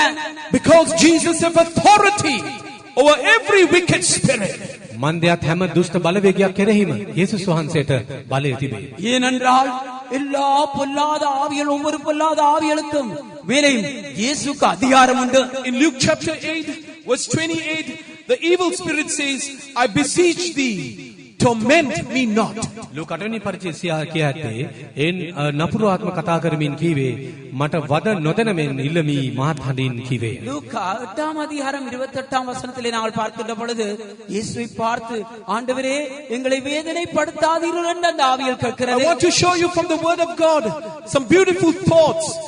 6,000 spirit was within this man. දේව වචනය තුලින් ලස්සන සිතුවිලි කීපයක් ඔබ ඉදිරියට තබන්න කැමති. මේ මිනිසයා තුල යකුන් 6000ක් පමණ සිටියා. இந்த தேவனுடைய வார்த்தையின் மூலமாக ஒரு அழகான சிந்தனையை உங்களுடைய மனதிலே பதிக்க நான் விரும்புகிறேன். இவனுக்குள்ளே 6000 பொல்லாத ஆவிகள் இருந்தது. And the Spirit says, send us to the swine. මේ යකුන් ඉල්ලා සිටි අප මේ ඌරු රැළට ආවේශ වෙ නිදහරින්න. இந்த பிசாசு கூட்டங்கள் எங்களை பன்றிகளுக்குள்ளே அனுப்புங்கள் என்று கேட்டது. And the Bible reports that there were 2000 swine. ඌරන් 2000ක් පමණ සිටිය බව බයිබලයේ කියා තිබෙනවා. வேதாகமம் சொல்வது என்னவென்றால் 2000 பன்றிகள் இருந்தது என்று. If you do your maths carefully, there's about 3 demonic spirit in one pig. ඔබගේ ගණිතය ගැන ඔබට අවබෝධයක් තිබෙනවා නම් ඔබ ඔබට තේරුම් ගන්න පුළුවන් එක ඌරෙකුට යකුන් 3 දෙනෙක් ආවේශ වන්නට. உங்களுடைய கணக்கை சரியாக பார்ப்பில்லானால் ஒரு பன்றிக்குள்ளே 3 ஆவி பூந்திருக்கிறது. And these 3 spirits in the pig brought about a great devastation to the pigs. මේ එක් ඌරෙකුට ආවේශ වූ යකුන් 3 දෙනා මේ ඌරු රැළටම විශාල හානියක් කළ විනාශයක් ඇති කළා. இந்த ஒரு பன்றிக்குள்ளே 3 ஆவிகள் பூந்து இந்த பொல்லாத ஆவிகள் பெரிய சேதத்தை பன்றிகளுக்குள்ளே உண்டாக்கிற்று. Let's read Luke chapter 8 verse 33. ලූක 8 වෙනි පරිච්ඡේදය 33 වෙනි පදය. லூக்கா 8:33.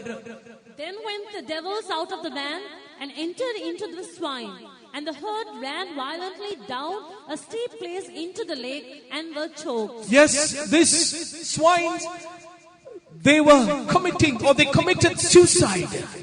මේ ඌරන් සිය දිවි නසා ගත්තා. இந்த பன்றிகள் கூட்டம் தற்கொலை செய்து கொண்டது. They couldn't take the attack of the devil. මේ යක්ෂයාගේ ප්‍රහාරය ඔවුන්ට දරාගත නොහැකි තරම්. அந்த பிசாசுடைய தாக்குதலை சகிக்க முடியவில்லை. But look at this man. We do not know how long, but for long time, he had 6,000 demons trying to reign over his life. නමුත් මේ ආසරණ මනුෂ්‍ය ගැන සිතා බලන්න කොපමණ කාලයක්ද කියලා අප දන්නේ නැහැ. 6000ක් පමණ යක්ෂයන් ඔහු පාලනය කිරීමට තැත් කළා. ஆனாலும் இந்த நிர்பந்தமான மனிதனை நோக்கி பாருங்கள், பல வருடங்களாக 6000 பொல்லாத ஆவிகள் அவர்களுக்குள்ளே வாசம் செய்தது. Beloved ones, tonight if you have been disturbed by different kinds of spirits, the Master is here to heal you. ප්‍රේමන්ත සහෝදර සහෝදරියනි, නොඑකාකාර නපුර ආත්ම ඔබගේ ජීවිතය කලමනවා නම් අද රාත්‍රියේ ඒ හැම වාතාවරණයකම ආචාර්යින් ඔබ නිදහස් කර හැරීමට කැමති වනසේ. பிரியமானவர்களே, நீங்கள் ஏதாவது ஒரு பொல்லாத ஆவியினாலே கலங்க பண்ணப்பட்டுக் கொண்டிருக்கிறீர்களானால் அங்கே எஜமான் சகலத்துக்கும் எஜமானவர் உங்களை விடுதலையாக்க விரும்புகிறார். The Master is here to set us free. අප නිදහස් කිරීමට අපගේ ආචාර්යින් මෙහි සිටිනසේ. எங்களுடைய ஆண்டவர் உங்களை விடுதலையாக்கும்படியாக எங்கள் மத்தியிலே இருக்கிறார். How many of us believe that Jesus is here to set us free from the clutches of Satan? යක්ෂයාගේ මර උගුලෙන් අප නිදහස් කිරීමට යේසුස් අපමැද්දේ සිට බබගෙන් කී දෙනෙක් විශ්වාස කරනවා? பிசாசுடைய பிடியிலிருந்து கட்டிலிருந்து விடுதலையாக்கும்படியாக எங்களுடைய இயேசு எங்கள் மத்தியிலே இருக்கிறார் என்று எத்தனை பேர் If we விசுவாசிக்கிறீர்கள்? believe, shall we close our eyes and surrender our lives to the Lord for a short time? ඔබ අදහන්නේ නම් දැස් පියාගෙන ස්වල්ප වේලාවක් ඔබගේ ජීවිත උන්වහන්සේට බාර දෙන්න. நீங்கள் விசுவாசிக்கலானால் கண்களை மூடி குறுகிய நேரத்திலே எங்களுடைய வாழ்க்கையை இயேசுவண்டை ஒப்படைப்போமாக. Yes, the Lord wants to set people free from the clutches of the enemy. සතුරාගේ ග්‍රහණයෙන් ජනය නිදහස් කිරීමට උන්වහන්සේ කැමති වනවා. கர்த்தராகிய இயேசு ஜனங்களை பிசாசுடைய பிடியிலிருந்து விடுதலையாக்க விரும்புகிறார். There is power in the blood of Jesus. යේසුස් වහන්සේගේ ලේ තුල බලය තිබේ. இயேசுடைய இரத்தத்திலே வல்லமை உண்டு. There is power in the name of Jesus. උන්වහන්සේගේ ලේ තුල බලය තිබේ. இயேசுடைய இரத்தத்திலே வல்லமை உண்டு. There is power in this very hall. මේ ශාලාවේ දේව බලය තිබේ. இந்த சாலையிலே தேவ வல்லமை விளங்குகிறது. Shall we all surrender ourselves to the Lord and praise Him? ස්වාමීන් Hallelujah. වහන්සේ අපගේ ජීවිත බාර කරමින් ස්තුති කරමු. ஜீவியங்களை இயேசுவுக்கு ஒப்படைக்கிறோம். ஹalleluya. Amen. Hallelujah. Hallelujah. There is power, wonder-working power in the blood of the Lamb. There is power, wonder-working power in the precious blood of the Lamb. There is power, wonder-working power in the blood of the Lamb. There is power, wonder-working power in the precious blood of the Lamb. There is power, wonder-working power in the blood of the Lamb.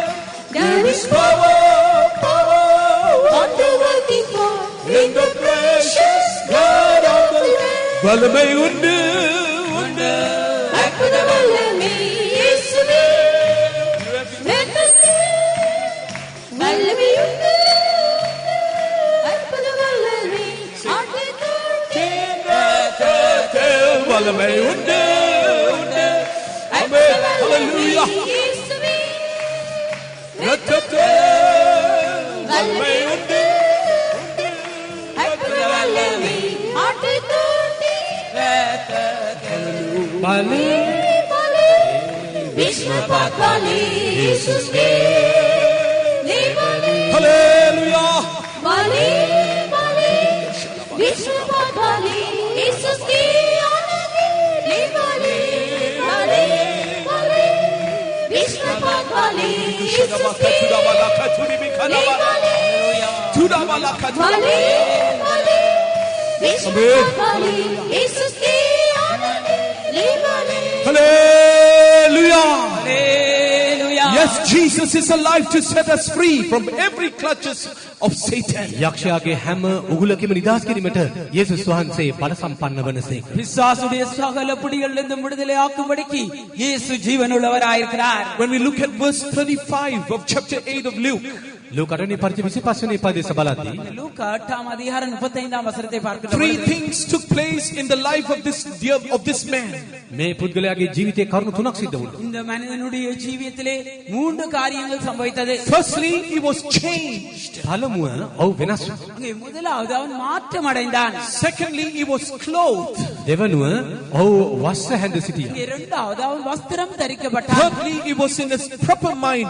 His spirit was calmed down. දෙවනුව සිහිය ඇතිව සිටියා. ඔහුගේ ආත්මය සංසුන් වුණා. அவன் தாமே புத்தி தெளிந்தவனாயிருந்தான். அவன் ஆறுதலை அனுபவித்தான். Yes, when the Lord forgives our sin, there will be a true assurance deep inside our hearts. ස්වාමින් වහන්සේ අපගේ පව් කමා කරද්දී අපගේ අභ්‍යන්තරේ සහතිකයක් අපට ලැබේ. கர்த்தராகிய இயேசு கிறிஸ்து எங்களுடைய பாவங்களை மன்னிக்கின்றதான வேளையிலே இந்த இருதயத்தின் ஆழத்திலே சமாதானம் இருக்கிறது. There will be a change out of darkness into his marvelous light. අන්ධකාරයෙන් ආලෝකයට අවතීර්ණ වීමට විශාල පෙරලියක් සිද්ධ වෙනවා. அந்தகாரத்திலே இருந்து ஒளியண்டை வருகிற மாற்றம் எங்களுக்குள்ளே சம்பவிக்கிறது. The Lord wants to clothe us. අප ආවරණය කිරීමට උන්වහන්සේ කැමති වෙනවා. ஆண்டவர் எங்களை வஸ்திரம் தரிக்க He விரும்புகிறார். wants to clothe us with his righteousness. ධර්මිෂ්ඨකමින් අප වසා ගැනීමට. அவருடைய நீதியினாலே அவர் எங்களை உடுப்பிக்க As விரும்புகிறார். we obey the Lord in the waters of baptism, we are putting on the righteousness of God.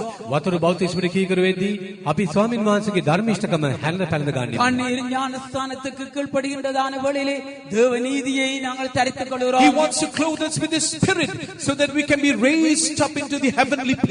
ස්වර්ගීය ස්ථානවලට ඔසව ලැබීමට හැකිවන පිණිස අප ආත්මයෙන් ආවරණය කරන්න කැමති වනසේ. உன்னத ஸ்தலங்களிலே நாங்கள் போய் உட்காரும்படியாக உயர்த்தும்படியாக அந்த ஆவினாலே எங்களை தரிப்பிக்க When we விரும்புகிறார். experience the true power of the Holy Spirit in our lives, ශුද්ධාත්මයන් වහන්සේගේ සැබෑ බලය අපගේ ජීවිතයත් අත්දකින්නටදී பரிசுத்த ஆவியானவருடைய உண்மையான வல்லமையை எங்களுடைய வாழ்க்கையிலே அனுபவிக்கின்றதான வேளையிலே our hearts will be broadened with the love of God.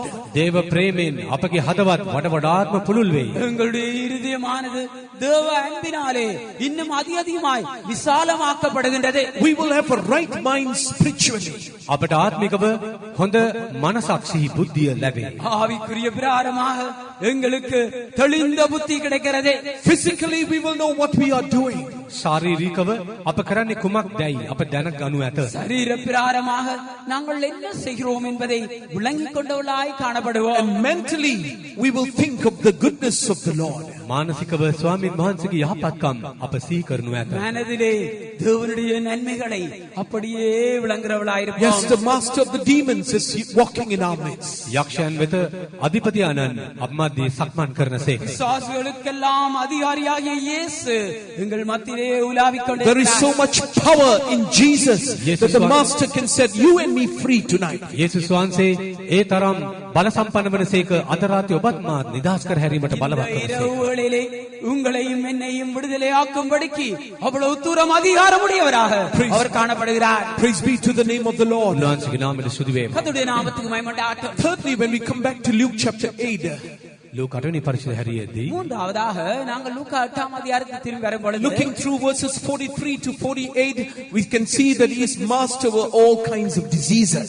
43 පදේ සිට 44 පද දක්වා කියවාගෙන යද්දී සියලු ආකාර රෝගීන් කෙරෙහි බලධාරීන් වශයෙන් දක්වනු ලබනවා. 43ஆம் வசனத்திலிருந்து 48ஆம் வசனம் வரைக்கும் வாசிக்கின்ற பொழுது சகல நோய்களுக்கும் அவரே அதிகாரியா இருக்கிறார். Today the world is filled with different kinds of diseases. අද ලෝකය ද්වේකාකාර රෝගාබාධ වලින් පිරී පවතී. இன்றைக்கு உலகத்தை பார்க்கின்ற பொழுது எத்தனையோ விதமான நோய்களினாலே பீடிக்கப்பட்ட உலகமாயிருக்கிறது. Man has found many methods to heal the symptom but not to give a full cure. රෝගයේ රෝග ලක්ෂණ ඉවත් කිරීම සඳහා ඊට ප්‍රතිකර්මයන් අද මිනිසා සොයමින් සිටින නමුත් සහ මුලින්ම පූර්ණ සුවය ලබා ගැනීමට තවමත් ප්‍රතිකර්මයක් සොයාගෙන இன்றைக்கு மனிதன் நோய்களுடைய பல்வேறு அறிகுறி எல்லாவற்றையும் மேலோட்டமாய் குணமாக்கும்படிக்கு பல்வேறு முறைமைகளை எல்லாம் கண்டுபிடித்திருக்கிறான். ஆனால் பூரணமாய் ஒருவரையும் குணமாக்க முடியாமல் இருக்கிறது. But as for Christ, he has the antidote, he has the word that can heal us. ඔබ ක්‍රිස්තුස් වහන්සේ සම්බන්ධයෙන් උන්වහන්සේට එකට ඊට විසඳුම ඇත. උන්වහන්සේගේ වචනය අප නිදහස් කරයි. ஆனாலும் கர்த்தராகிய இயேசு கிறிஸ்துவை நாங்கள் எடுத்து பார்க்கின்றான வேளையிலே அவரிடத்திலே வல்லமை பொருந்த வார்த்தைகள் இருக்கிறது. பூர்ண குணமாகல் உண்டாகிறது. Dr. Luke again reports that this woman was having an issue of blood for 12 years.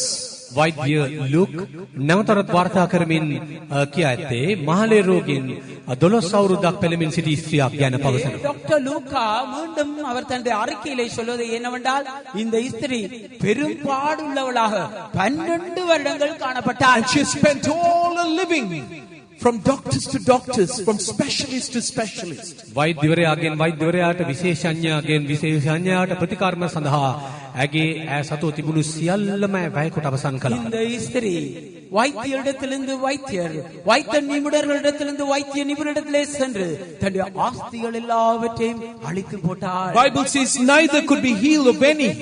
No one could heal her. It was a rare disease. කිසිවෙකුෙන් සුවයක් ලබන්නට බැරි වුණා වූ ස්ත්‍රියක් ගැනයි කියා තිබෙන්නේ. කිසිම කෙනෙකු විසින් ඇයට සුවය ලබා ගත නොහැකි වේ. அவள் தன் ஆஸ்திகள் எல்லாவற்றையும் வைத்தியர்களுக்கு செலவழித்தாலும் எந்த ஒரு வைத்தியர்களாலும் குணமாக்க முடியாமல் போய்விட்டது என்றால் அவ்வளவு அபூர்வமான வியாதியாய் அது இருந்தது. There could be someone here tonight who has such diseases that cannot be cured. And you're so worried about it because the doctors are telling many things about your sickness. වෛද්‍ය විද්‍යාව මගින් සුව කළ නොහැකි රෝගයක් ඇතුව මේ ස්ථාන ඔබ සිටිනවා විය හැකි. තවමත් සුවය ලැබී නොලැබී වෛද්‍යවරුන්ට සුව කර නොහැකි බව පවසා இந்த තිබෙන්නට පුළුවන්. மாலையிலும் கூட ஏதோ வைத்தியர்களாலே குணமாக்க முடியாத ஒரு வியாதியுடையவளா இருக்கலாம். அந்த வைத்தியர் பல்வேறு காரணங்களை சொல்லுகிறபடினாலே நீங்கள் வேதனைப்பட்டு பாரமடைந்தவளாயும் இங்கே காணப்படுவர்களாய் இருக்கலாம். We can understand when people are sick, they feel ashamed to meet others. බොහෝ විට රෝගීන් අන් අයට මුණ දීමට අකමැත්තක් දක්වනවා. அதிகமாக வியாதிப்பட்டவர்கள் மற்றவர்களை சந்திக்க வெட்கப்படுகிறவர்களாய் இருக்கிறார்கள். I want to show you 2 points tonight in this passage. මේ සුදුලි පාටෙන් කරුණු දෙකක් ගෙන දක්වන්නට කැමැත්තෙන්. இந்த வேத பகுதியிலே இந்த இரவுகளிலே ரெண்டு காரியத்தை உங்களுக்கு காட்ட விரும்புகிறேன். In verse 44 says she came behind Jesus. හතරවෙනි පදේ කිය ඇත්තේ උන්වහන්සේ පසුපස්සේ ඇවිත් 44ஆம் வசனம் அவருக்கு பின்னாக அவள் வந்தாள். She was ashamed. And that's why she came behind Jesus. ඇය ලැජ්ජා වුණා. එම නිසා යේසුස් වහන්සේ පසුපස්සේ ආවා. அவள் வெட்கப்பட்டவளாய் இருந்தபடினால்தான் இயேசுக்கு பின்னாக வந்தாள். It shows the condition of her heart. එය පෙන්වන්නේ අපේ හදවතේ ස්වරූප තත්ත්වය. அவளுடைய இறுதிய நிலவரத்தை காட்டுகிறது. She has tried many means and now she has nothing more left and she wants to try this one last time. නොයෙකුත් ක්‍රම අත්දා බැලුවා. නමුත් ඒ සියලුම දේ අසාර්ථක වුණා. දැන් මේ අවසන් උත්සාහයයි. எத்தனையோ பரிகார முறைகள் எல்லாம் செய்து பார்த்தால் இதுதான் கடைசி உரை. Maybe there were people in that crowd whom she knew. ඇය දැන සිටිය සමහරුනෙම ජනකාය අතරේ සිටියා විය හැකි. அந்த ஜனக்கூட்டத்திலே அவளை தெரிந்தவளும் கூட அங்கே காணப்பட்டிருக்கலாம். Could be a brother, a sister, a relative, and she's so afraid and ashamed. සොයුරෙක් සොයුරියක් එසේ නැත්නම් ඥාතියෙක් හිතවතෙක් ඇය ලැජ්ජා වුණා. சகோதரன் சகோதரி இனத்தவர்கள் நண்பர்கள் அவளுக்கு கண்களானபடியால் வெட்கப்பட்டாள். That's why she came behind Jesus. මේ නිසා යේසුස් වහන්සේ පිටුපසෙන් පැමිණියා. ஆகையால் தான் இயேசுவுக்கு பின்னாக வந்தாள். But the word of God says when she came behind Jesus, she touched the hem of his garment. නමුත් දේ වචනේ කියා තිබෙන්නේ ඇය යේසුස් වහන්සේ පිටුපසින් ඇවිත් උන්වහන්සේගේ සලුවේ දාවල්ලට අත ගැසූ බවයි. தேவனுடைய வார்த்தை சொல்வது என்னவென்றால் இயேசுவுக்கு பின்னாலே அவள் வந்து இயேசுடைய வஸ்திரத்துடைய தொங்கலை தொட்டாள். Though there was a big crowd, but Jesus says, "Who touched me?" විශාල පිරිසකේ සිටියත් යේසුස් වහන්සේ ප්‍රශ්න කළා මට අත ගැසුවේ කවුද යනවා. திரளான ஜனங்கள் இயேசுவை நெருக்கிக் கொண்டிருந்தாலும் கூட இயேசு திரும்பி பார்த்து யார் என்னை தொட்டது? Even in the crowd, Jesus can feel and can know that someone needs help.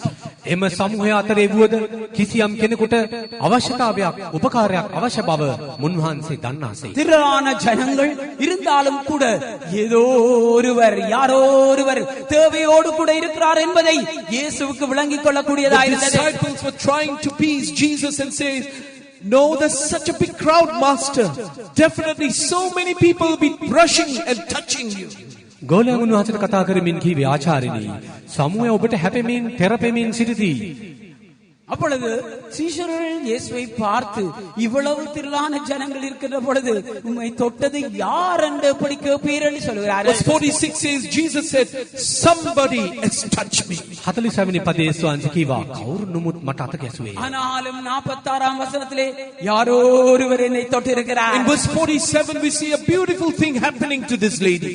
මේ ස්ත්‍රියට ඊටමත් මාලංකාර දෙයක් සිදු වෙන ආකාරය 47 වෙනි පදයේ පැහැදිලි. 47ஆம் வசனத்தை பார்க்கின்றான வேளையிலே இந்த ஸ்திரீக்குள்ளே ஒரு அழகான காரியம் சம்பவித்திருக்கிறது. Bible reports she came trembling and falling down before him. ඒ ස්ත්‍රී තමා ප්‍රකාශව නොසිටි බව දැක වෙවුලමින් ඇවිත් උන්වහන්සේ ඉදිරියේ වැටි. அந்த ஸ்திரீ தான் மறைந்திருக்கவில்லை என்பதை உணர்ந்து நடுங்கி இயேசுவுக்கு முன்பாக முழங்காலிட்டாள். Yes, beloved ones, Jesus can feel you and Jesus can see you and Jesus knows everything about us.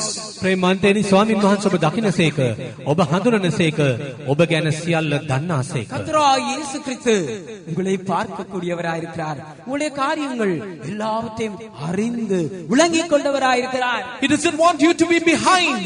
He wants you to come before him. ඔබ පිටුපසින් පැමිණීම දේව කැමැත්ත නොවේ.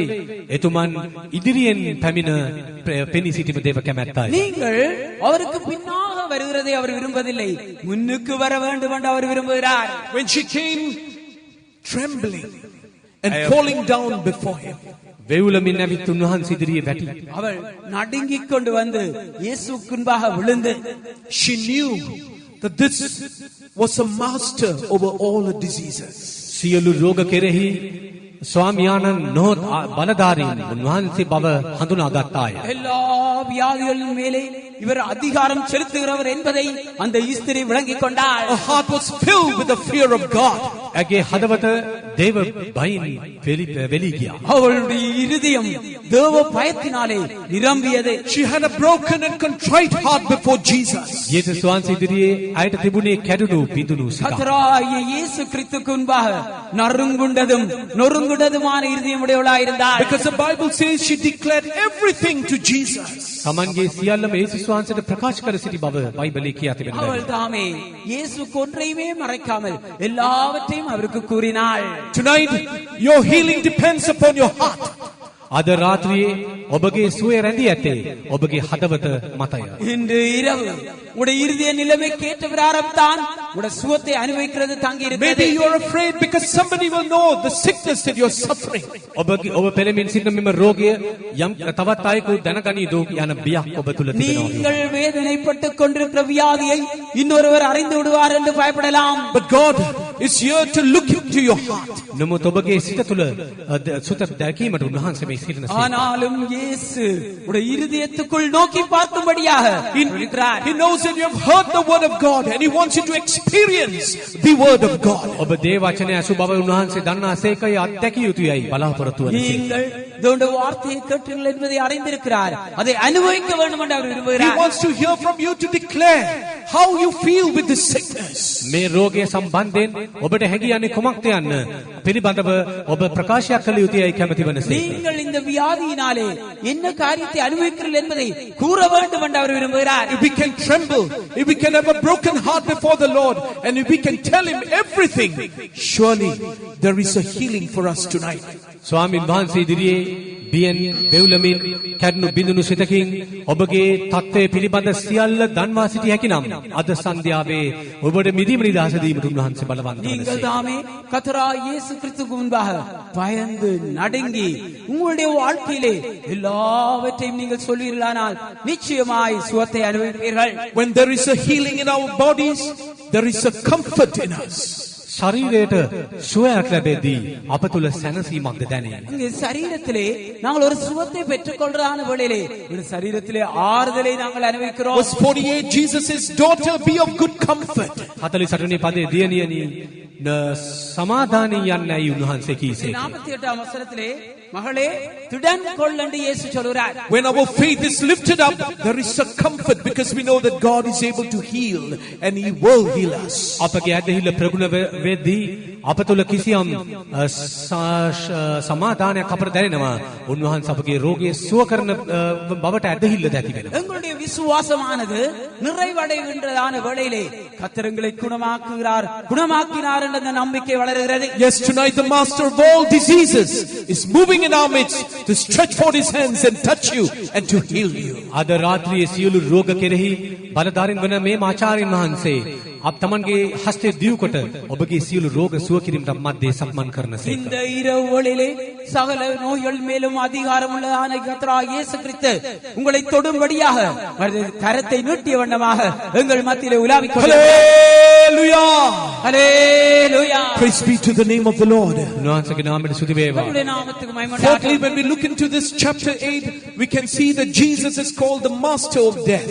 8 වෙනි පරිච්ඡේදයේ අවසාන පද කිය බලද්දී මරණය කිරී අධිපතිය වශයෙන් උන්වහන්සේ අපට හමු වෙනවා. லூக்கா 8ஆம் அதிகாரம் கடைசி வசனத்திலே வாசிக்கும் பொழுது அவர் மரணத்தின் மேலும் அதிகாரி என்பதை பார்க்கிறோம். There was a ruler, there was a father, and his name was called Jairus. මුලාදෑනියෙකු සිටියා. ඔව්ගේ නම යායිරස්. யவீரு என்ற நூற்றுக்கு அதிபதி இருக்கிறதை நாம் காண்கிறோம். The meaning of Jairus means God enlightens. යායිරස් යන නමේ තේරුම දෙවියන් වහන්සේ පහදනසේ කියන්නේ. யவீரு என்று சொல்லும் பொழுது கர்த்தர் தாமே பிராசிக்க You பண்ணுகிறார். may have known Jesus and you've heard so much about Jesus as a ruler of the synagogue. යේසුස් වහන්සේ දන හඳුනාගෙන ඒ සිනගෝගේ මුල ප්‍රධානිය වශයෙන් උන්වහන්සේ ගැන නොයෙක් අසා තිබෙන්නට පුළුවන්. அவன் தாமே அந்த ஜெப ஆலயத்துக்கு தலைவனாக கர்த்தராகிய இயேசு கிறிஸ்துவை குறித்து अनेक காரியங்களை But he had a கேள்விப்பட்டிருப்பார். problem because his 12-year-old daughter, she's sick, nigh unto death. නමුත් ඔහුට ප්‍රශ්නයක් තිබුණා. Tamanගේ දියණිය වයස අවුරුදු 12ක් වූ එම දියණිය මරණාසන්නව සිටි අවස්ථාව. அவருக்கு ஒரு பிரச்சனை இருந்தது. அவனுடைய 12 வயதுடைய மகள் மரண அவஸ்தைப்பட்டுக் கொண்டிருந்தார். Praise be to the name of the Lord. උන්වහන්සේගේ නාමයට ස්තුති වේවා. அவருடைய நாமத்துக்கு மகிமை Many உண்டாகட்டும். parents tonight, they are worried about their young children. බොහෝ මව්පියන් ඔවුන්ගේ තරුණ දරුවන් ගැන අද කරදරපත් වී සිටිනවා. இன்றைக்கு अनेक பெற்றோர் தங்களுடைய வாலிப பிள்ளைகளை குறித்து தொந்தரப்படுகிறார்கள். Today's children are different from yesterday's children. අද දින ළමුන් ඊයේ ළමුන්ට වඩා වෙනස්. இன்றைய தின பிள்ளைகள் நேற்றைய தின பிள்ளைகளை விட வித்தியாசம். The devil is robbing the blessings of today's children.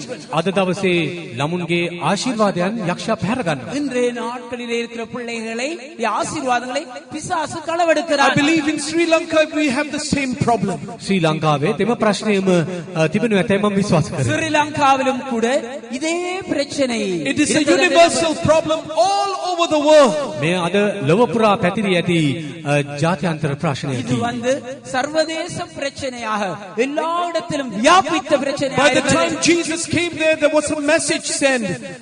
This girl is dead. යේසුස් වහන්සේ පැමිණෙද්දී පණිවිඩයක් දෙනු ලැබුවා. එම යුවතිය මිය ගොසින්. இயேசு வந்து கொண்டிருந்தான வேளையிலே அங்கே ஒரு செய்தி வருகிறது. இந்த மகள் இறந்து போய்விட்டாள். I just want to show you 2 points in this passage again. මෙම සුදුලි පාඨයේ කරුණු දෙකක් සඳහන් இந்த කරනවා. வேத பகுதியிலே ரெண்டு காரியத்தையும் உங்களுக்கு சொல்ல விரும்புகிறேன். In verse 50, Jesus said, "Fear not, believe only." 50 වෙනි පදයේ ස්වාංශ කීවා බය නොවන්න ඇදහිල්ලෙන්ම සිටපන්න. 50ஆம் வசனத்திலே பயப்படாதே விசுவாசம் உள்ளவனாயிரு. She shall be made whole ඇය සුව කරනු ලබනු ඇත. அவள் ரட்சிக்கப்படுவாள் அல்லது குணமாக்கப்படுவாள். Secondly, in verse 55, a spirit came again and she arose straightway and he commanded to give her meat. 55 වෙනි පදේ එවිට ඇගේ ආත්මය හැරී ඇවිත් ඒකෙනෙහිම නැගිටුණාය. යාට කන්ට දෙන ලෙස උන්වහන්සේ අන කළසේක. 55ஆம் வசனத்திலே அப்பொழுது அவள் உயிர் திரும்ப வந்தது. உடனே அவள் எழுந்திருந்தாள். அவளுக்கு ஆகாரம் கொடுக்க கட்டளையிட்டார். Praise be to the name of the Lord. උන්වහන්සේගේ නාමයට ස්තුති වේවා. கர்த்தருடைய நாமத்துக்கு மகிமை உண்டாகட்டும். Young people, we may be in a very good Pentecostal family. තරුණයනි ඔබ භක්තිවන්ත පෙන්තකොස්ත පවුලට දා උපත ලැබ සිටිනවා විය. வாலிபர்களே மிகவும் நல்ல பெந்தகோஸ்தே குடும்பத்திலே பிறந்தவளாய் இருக்கலாம். We may think that we are doing the full will of God. අප දෙවියන් වහන්සේගේ පූර්ණ කැමැත්ත කරමින් සිටිනු ඇතැයි සිතන්නට පුළුවන්. தேவனுடைய பரிபூர்ணமான சித்தத்தை செய்கிறோம். But God has a plan. God has a plan for every young people who is gathered in this place. මේ ස්ථානයේ සිටින සියලු තරුණයන් සම්බන්ධයෙන් දෙවියන් වහන්සේට සැලසුමක්. இந்த இடத்திலே கூடியிருக்கிறான ஒவ்வொரு வாலிபர்களை குறித்தும் தேவனுடைய ஒரு திட்டம் இருக்கிறது. Jesus said she must be made whole. ඇය සුව කරනු ලැබිය යුතුයයි යේසුස් වහන්සේ වදාළා. அவள் குணமாக்கப்பட வேண்டும் என்று இயேசு கூறினார். That shows that when we don't do the will of God, death can come into our lives. අප දේව කැමැත්ත නොකරනදී මරණය අපගේ ජීවිතේ පිවිසිය කියන්න මින් පැහැදිලි. நாங்கள் தேவ சித்தத்தை செய்யாவிட்டால் மரணம் எங்களை ஆட்கொள்ளலாம் என்பது தெளிவாகிறது. St. John chapter 4 verse 34 says, my need is to do the will of him that sent me. Yohan 4:34 යේසුස් වහන්සේ කීවේ මාගේ කැම නම් මායව තනන් වහන්සේගේ කැමැත්ත ඉටු කිරීමයි. யோவான் எழுதின சுவிசேஷம் 4ஆம் அதிகாரம் 34ஆம் வசனத்திலே இயேசு அவளை நோக்கி நான் என்னை அனுப்பினவருடைய சித்தத்தை செய்து அவருடைய கிரியை முடிப்பதே என்னுடைய போஜனமாகும். Yes, young people, God wants us to do the perfect will of God. තරුණයනි අප දෙවියන් වහන්සේගේ පූර්ණ කැමැත්ත කළ යුතුයයි උන්වහන්සේ බලාපොරොත්තු වන. பிரியமான வாலிபர்களே நாங்கள் தேவனுடைய பரிபூர்ணமான சித்தத்தை செய்ய வேண்டும் என்பதுதான் அவருடைய ஆவல். In this convention, we must definitely know what is God's will concerning our young life. මෙම රැස්වීම මාලාවේදී අපගේ තරුණ ජීවිත සම්බන්ධයෙන් දේව කැමැත්ත කුමක්ද යන්න මනවින් අවබෝධ කරගත இந்த යුතුයි. கான்வென்ஷனிலே வாலிபர்களாக தேவ சித்தம் என்ன என்பதை நாங்கள் தெளிவாக வேண்டும், ஸ்திரமாக வேண்டும். It is only when we decide to do the whole will of God, there will be life again in us. අප තුළ නැවතත් ජීවනය උදාවන්නේ දේව කැමැත්ත ඉටු කිරීමට තීරණය කරන විටදී. நாங்கள் தேவ சித்தத்தை பரிபூர்ணமாக செய்ய போகிறோம் என்று தீர்மானிக்கிறான வேளையிலே மீண்டும் உயிர்ப்பிக்கப்படுவோம். Yes, the master of the death is walking in our midst. ස්වාමින් මරණය කෙරේ ආධිපතියන් මැදේ සක්මන් කරමින් සිටින மரணத்தின் அதிகாரியாகிய இயேசு எங்கள் மத்தியிலே உலாவிக் கொண்டிருக்கிறார். Nothing is impossible with Jesus. යේසුස් වහන්සේට කළ නොහැකි දෙයක් නොමැත. இயேசுவினாலே கூடாத காரியம் ஒன்றுமில்லை. He is the master of the deep sea. ගැඹුරු මෝදේ ස්වාමියාණන් அவர் ஆழ்கடலுக்கு எஜமானாயிருக்கிறார். He is the master over all kinds of demons. සියලු ආකාර යකුන් කෙරෙහි බලධාරීන් அவர் தாமே எல்லா பிசாசுகளின் மேல் அதிகாரியாயிருக்கிறார். He is the master of all diseases. සියලු රෝග කෙරෙහි ආචාර්යයින් அவர் எல்லா நோய்களையும் குணமாக்குற அதிகாரம் And உடையவராயிருக்கிறார். truly is the master over death. මරණය කෙරෙහිද ස්වාමියාණන් அவர் மெய்யாவே மரணத்தின் மேல் The அதிகாரியாயிருக்கிறார். master is moving in our midst, and let us meet him and receive the blessings of the Lord in these days of convention. උන්වහන්සේ මැදේ සක්මන් කරමින් සිටින අතර මෙම රැස්වීම මාලාවේ දිනවලදී උන්වහන්සේ වෙතින් විසඳුම ලබා ගන්න. ஆகையால் அந்த எஜமானவர் எங்கள் மத்தியிலே வாசம் செய்கின்றார். இந்த கன்வென்ஷனிலே அவரை சந்தித்து ஆசீர்வாதத்தை பெற்றுக் கொள்வோமாக.